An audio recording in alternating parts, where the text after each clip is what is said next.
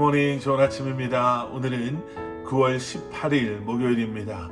오늘도 말씀 앞에 나오신 여러분들을 주님의 이름으로 축복합니다. 여러분들이 계신 그곳에서 오늘도 허락하시는 말씀을 묵상하며 말씀이신 주님 앞에 나아가실 때 오늘도 말씀을 통해 허락하시는 하나님의 은혜와 평강이 또 지혜와 능력이 오늘 하루 여러분들의 삶 가운데 충만하기를 기도하겠습니다. 오늘 우리에게 주시는 하나님의 말씀은 로마서 7장 7절부터 25절까지의 말씀입니다. 로마서 7장 7절부터 25절까지의 말씀입니다. 우리는 로마서 7장의 말씀을 통해서요, 로마서의 말씀을 쭉 묵상하면서 우리는 분명히 하나님의 은혜로 또 예수 그리스도의 십자가의 사랑으로 의롭다함을 받은 사람입니다 라고 우리는 말씀을 통해 다시 한번 우리의 신앙을 믿음을 뒤돌아볼 수 있었습니다.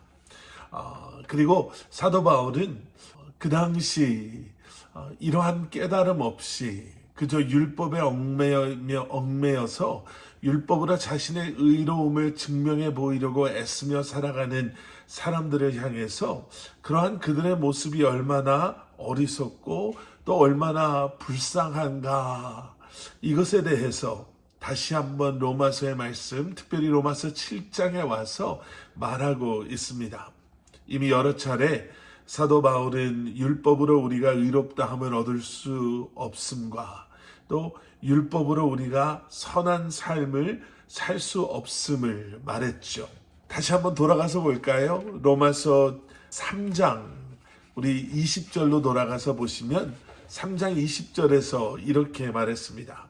그러므로 율법의 행위로는 하나님 앞에서 의롭다는 인정을 받을 육체가 없습니다. 율법으로는 죄를 깨달을 뿐입니다. 한 군데만 더 보겠습니다. 로마서 4장 15절 말씀. 왜냐하면 율법은 진노를 부르기 때문입니다. 율법이 없는 곳에는 범법함도 없습니다. 자, 그런데 그렇게 말했던 사도 바울이요, 오늘 본문에서는 좀 다르게 말합니다. 오늘 본문 7절 말씀. 그러면 우리가 무슨 말을 하겠습니까? 율법이 죄입니까? 결코 그럴 수 없습니다.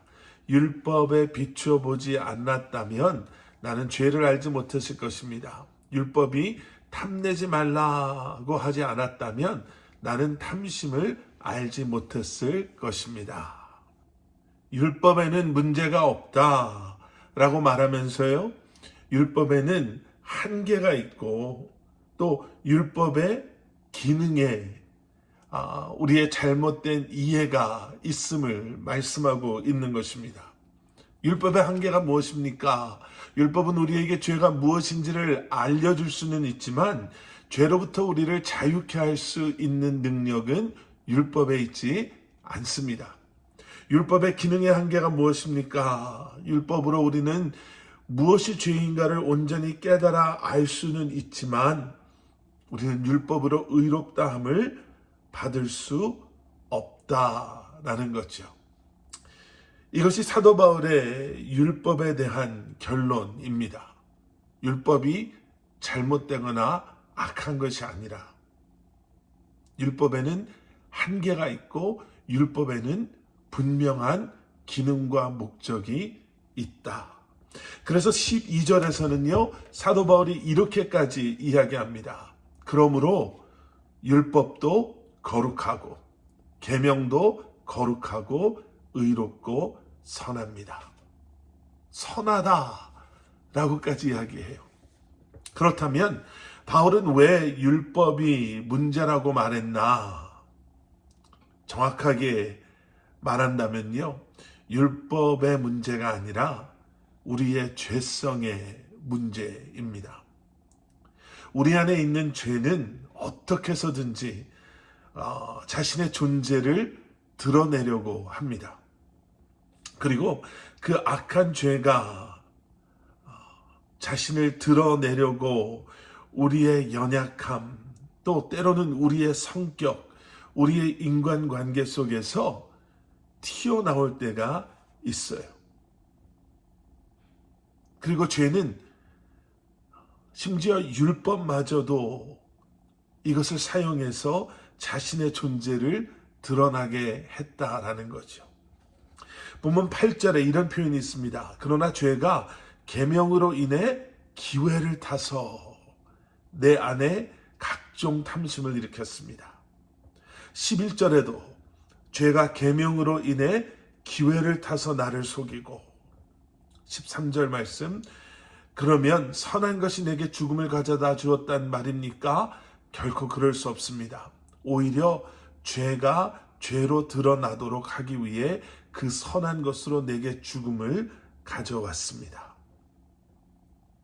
죄가 율법을 통해 그 기회를 노렸다가 우리가 방심하고 있을 때 우리의 그 연약한 순간을 놓치지 아니하고, 어쩌면 우리에게 주어진 가장 선한 그것조차도 우리의 죄로 말미암아 변질시킴으로 우리로 하여금 그 선한 것을 가지고 죄를 드러나게 했다라는 겁니다. 여러분, 로마서 7장의 말씀이 좀 어려울 수도 있습니다. 어쩌면 그래서 사도 바울은 예수를 구주로 고백하는 우리가 이제 더 이상 율법 아래 놓여 있지 아니하고 은혜 아래 놓여진 우리가 이제는 예수를 구주로 고백한 우리의 삶이, 우리의 성품이 어떠해야 하는가를 여러 가지 비유를 가지고 설명을 했죠. 종의 비유를 들었습니다. 우리가 예수를 몰랐을 때는 죄의 종이었지만 우리가 예수를 구주로 고백한 후에는 이제는 의의 종이 되었습니다. 우리가 예수를 몰랐을 때에는 불법과 범죄의 열매를 맺었지만 우리가 예수를 구주로 고백한 후에는 이제 거룩함의 열매를 맺는 그러한 삶을 살게 되었습니다. 우리가 예수 그리스도를 알지 못했을 때는 우리의 몸이 불의의 병기로 사용되었지만 예수를 구주로 고백한 이후에 우리의 몸은 의의 병기가 되었습니다. 죄와 연합했던 우리의 옛적인 삶과 또 이제는 그리스도와 연합된 자로서의 삶에 대해서 이야기를 했죠. 그러면서 다시 한번 우리에게 이렇게 말합니다. 오직 은혜로 구원을 받음으로, 은혜로 우리는 구원을 받은 존재다라는 거예요. 구원이 내 노력과 내 능력으로 얻어지는 것이 아니라 그저 구원이, 의롭다함이 우리의 열심으로 우리가 이루어낸 것,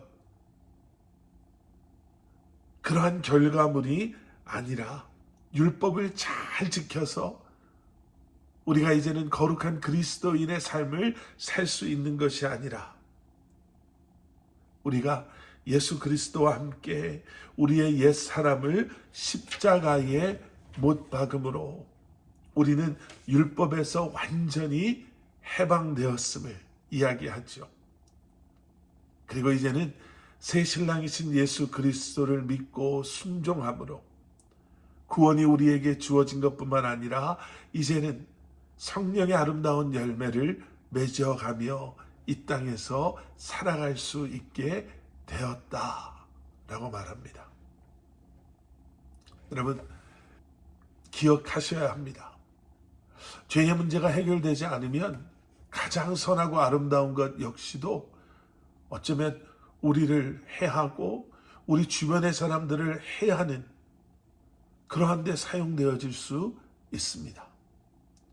율법을 가지고 끊임없이 나의 그러한 연약한 모습을 발견하고 그리고 회개하며 주님 앞에 나아가는 그렇게 성숙한 그리스도인의 모습을 이루어가는 것이 아니라 이제는 율법을 가지고 나의 겉에 드러나 보여지는 행위와 행동을 가지고 다른 사람들을 정죄하고 다른 사람들 앞에서 교만해지는, 여러분 다시 한번 주님을 온전히 바라보시며 내 삶의 주인 되시고 이유가 되시고 목적이 되시는 주님 앞에 겸손한 믿음으로 그리고 순결한 신부와 같은 모습으로 이 한날을 살아가실 수 있는 여러분들 되시기를 주님의 이름으로 간절히 축원합니다. 함께 기도하시겠습니다. 사랑의 아버지 하나님, 우리의 삶을 주님 앞에 올려드립니다. 자꾸 내가 중심이 되고자 하고 나의 행동을 자랑하고 우리의 드러나 보여지는 모습을 보여주기를 위한 그러한 삶이 아니라 끊임없이 말씀을 통해 나의 연약함을 발견하게 하시고